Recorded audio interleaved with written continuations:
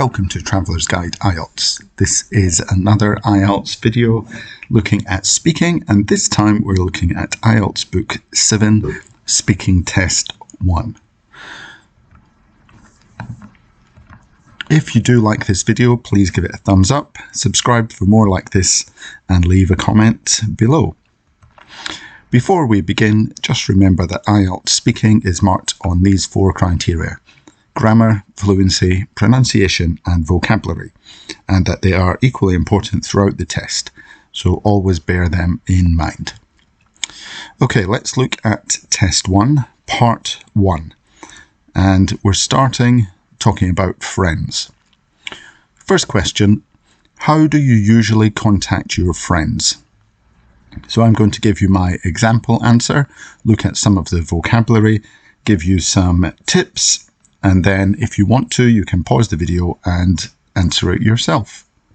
Here's my example answer. There are many ways to keep in touch with friends nowadays, such as text messages, messaging apps, and phone calls. The method I usually choose is messaging apps. I use WeChat to send messages to my friends every day. Things like meeting up to hang out or sharing a funny thing that happened in school. This is just an example answer. I want to draw your attention to the phrases keep in touch with is another way of saying talk to regularly or stay friends with. Messaging apps is also highlighted. I have heard people saying APP instead of app, but in English we say app, it's short for application. And finally we have the phrase hangout. So again, sometimes I hear people say they play with their friends, but really we only use play for small children or if you're playing sports or musical instrument. Do not say I contact with my friends. I hear this quite a lot. We would say just I contact my friends, or I get in contact or keep in contact with my friends. So if you're using contact with, there should be an in before. Now it's your turn. So at this point you can pause the video and try your own answer, or we'll move on to the next question. Next, do you prefer to contact different people in different ways? Here's my example answer. Actually, I do. Although I prefer to use social media and messaging apps to contact my friends, my grandparents don't know how to use them, so instead I'll give them a call. Occasionally, I'll even write them a letter, for example, to thank them for my birthday gift. I know it's old-fashioned, but they appreciate it. Okay, again, this isn't true for me, just an example. And some phrases here to mention. Give them a call. This is a bit of an informal way of saying phone them, but it's quite popular and well known. I've also highlighted the phrase old-fashioned, meaning in an old style or no longer popular. And appreciate it means they are grateful or happy about something. Remember to be creative, so it doesn't have to be true as long as it is plausible. So the examiner should believe what you're talking about. But if you say something that they can't possibly know if it's true or not, that's okay. For example, if the question was, where did you go on holiday? You could say, last year I went to France. It might not be true, but it's realistic. Don't say I went to the moon, because that's obviously impossible. So now you can have a go at answering this question. Next, do you find it easy to keep in contact with friends and family? In a way, it is easy because we have their contact details in our hands at all times. However, the main problem is having enough time or remembering to do it. So sometimes I read a message and think I'll reply later, but it slips my mind. It's easy to keep in touch with people you see regularly. Okay, some highlights from this example answer. I've said we have our contact details in our hands. What I mean by that is It's not literally in our hands, but it's in our mobile phone, which is often in our hands. Then I used the phrase, it slips my mind. This is a nice way of saying forget or don't remember. And lastly, I've used the adverb regularly, which is higher level than often. So now you can try to answer this question. And last, for part 1, in your country, did people in the past keep in contact in the same ways as they do today? Here's my example answer. There have been many advancements in technology in recent years, so the ways people communicate have changed a lot. In the past, people would send letters or make phone calls, and face-to-face interactions were more important. Then, email took over as the main communication method, although that has since been replaced by social media and instant messaging. So in my answer, I've tried to think about different eras in the past, so long ago, recent past, and then the current situation. Some phrases. Advancements in technology. This is a popular phrase for IELTS, writing and speaking. So just showing that gadgets and devices have improved in quality recently. Face-to-face interactions. Talking to someone directly in the same place at the same time. Interactions is a good high-level word. And finally, has since been replaced. So I'm using some advanced grammar here to introduce the current situation. For this question, remember to use the past tense when describing the past. It might sound obvious, but so many people, they focus on the vocabulary or the content of what they're saying, and they forget to use the past tense when they're describing what happened a long time ago. Now you could formulate an answer to this question. Now we're going to move on to the part 2 topic from Book 7 Test 1. And here is the topic. Describe a party that you enjoyed. You should say whose party it was and what it was celebrating, where the party was held and who went to it, what people did during the party, and explain what you enjoyed about this party. Okay, so when we're looking at the question, first thing to notice, we have words like enjoyed, was, held, did. These are all past tense words, so make sure that you are answering in the past tense. This party must have happened in the past. You might talk about the current situation to talk about what you like. You might talk about future tense if you're looking forward to a similar party in the future. But in order to stick to the topic that you've been asked, you must use past tense. Anyway, I'm going to go over my example answer. Remember, for this part, you have 1 minute to prepare, so you can write down some vocabulary, some ideas, and then you should speak for 2 minutes.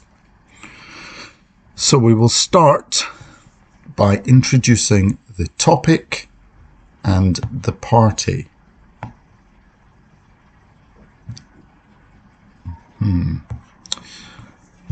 When I was a university student, I often got invited to parties which were held for various reasons. Birthdays, graduations, or to celebrate New Year, for example. But one party that was particularly memorable for me was a Halloween party that one of my friends threw. Okay, so I'm sorry, it's gone a bit off center here. So, various reasons. My introduction, I'm using a bit of a general statement, introducing the topic of parties. I'm not just going to start by saying the party was, because I want to introduce the topic, set the scene, a bit of background, and also it gives the speech a nice structure. So various reasons there. I'm giving a few different examples why there could be a party. Particularly memorable means one I can remember well. And I've used the word through at the end. We use the phrase to throw a party, meaning to host a party or to hold a party. So just a different word there to use. Next, I'm going to give some details about the party. It was my second year of university, so I had made some good friends by that time, and most of them were there at the party. I had a great group of mates that I often hung around with on campus, at university events, and in the student union. Most of them weren't on the same course as me, but we spent a lot of time together socially. It was my friend Jenny who hosted the party in her family home. Her parents were away for the weekend, so she had the place to herself. So in this section, I'm describing the details of the party. I'm talking about the reason for the party, where it was, and who hosted it. So I'm answering a lot of the points on the question card.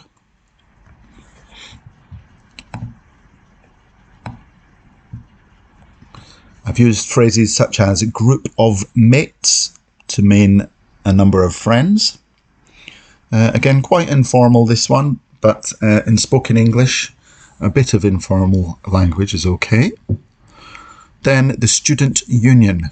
This is a place where university students go to socialise. Most universities have a student union. And finally, I've used the phrase had the place to herself. This means that she was alone somewhere, although she wasn't alone when she had the party. Next, I'm going to talk about what happened at the party. As it was Halloween, everyone had dressed up in a scary costume. I was dressed as a zombie, with some old clothes that I'd torn up and added fake blood to, and some grey and red makeup on my face. Jenny gave an award to the best dressed guest, although I didn't win that. Then we played some party games, listened to music, and had a few drinks. Okay, so I'm just giving some more details about the party and what happened. This was a Halloween party, so I've used the phrase dressed up, which in UK English means to wear a costume. And then zombie is a popular costume for Halloween time. Represents a fictional person, a dead person who has come back to life, often seen in scary films. Now it's time to finish off my speech, so I'm not just going to stop, I'm going to try and round the speech off. Overall, the party was so much fun and everyone there enjoyed themselves. Jenny's Halloween parties became an annual event, but for me, the first one was always my favourite. Right, so I'm kind of talking about what happened next. I'm rounding off everything and just explaining that this was a memorable party. So it's sort of referencing the question again, going back to the question. And I've used the phrase annual event. Annual means something that happens every year. So then just to recap what the question was, make sure I answered everything. I think that was about 2 minutes, but obviously I've done it in small sections with some talking in between, so I can't be exactly sure. If you get over 2 minutes, the examiner will ask you to stop. If it's not quite 2 minutes, that's okay. As long as it's over 1.5 minutes, you'll be fine. If it's less than 1.5 minutes, you may lose some points. But let's just read the question again. Describe a party that you enjoyed. Yes, I talked about a party. I mentioned I enjoyed it and finished off by explaining I enjoyed it. You should say whose party it was and what it was celebrating. Yes, I said it was Jenny's party for Halloween. Where the party was held and who went to it. I said most of my friends were there and the party was in her family home. What people did during the party. Yeah, I talked about a competition, playing games, having some drinks, listening to music, these kinds of things. And explain what you enjoyed about the party. Well, these were the things that I enjoyed and being with my friends. So I think I've answered every part of that topic. You can talk about other things as well, as long as they're related. And if you don't mention everything on the card, but you've spoken for at least 2 minutes, that's also okay too. but try to talk about everything on the card within the time. Right, we'll now move on to part 3, and remember part 3 is related to part 2. So the first question in part 3 in the book says, what are the main reasons why people organise family parties in your country? A few things to be aware of with this question. Notice it says main reasons. So we're not just looking for one reason, we need several reasons. Part 3 questions often ask for reasons, examples, or experience. So we need some examples here. Then it says family parties. So make sure that we include that in our answer. And also in your country is mentioned. If up till this point in the test you haven't said which country you come from, mention the country in your answer. It might be obvious to you, but maybe not obvious to the examiner. You might not be from the country that you're taking the test in. Okay, so here's my example answer. Family parties are a great reason to get everyone together, to catch up over a meal and maintain those bonds. In Scotland, people often have family parties to celebrate birthdays, weddings, graduations and christenings. Some people also have a housewarming party when they move into a new home, and New Year, known as Hogmanay in Scotland, is always a good reason to have a party with your family and friends. Okay, so for my answer here, at least the first part of the answer, main reasons, I've given a few different reasons there. In your country, I'm from Scotland, and I've mentioned Scotland twice. And family parties, I've mentioned family. A couple of these parties might not be only for family. So New Year, family and friends, I've said. But I'm still mentioning family, so that is okay.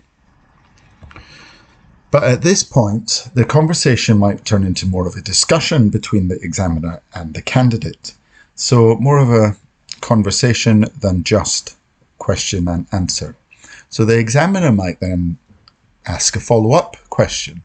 Do you enjoy your family's parties? Usually, but not always. Why is that? Well, it's nice to catch up with my relatives, but sometimes, especially when I was younger, my aunts and uncles will talk for a long time about things I'm not interested in. That sounds a bit boring.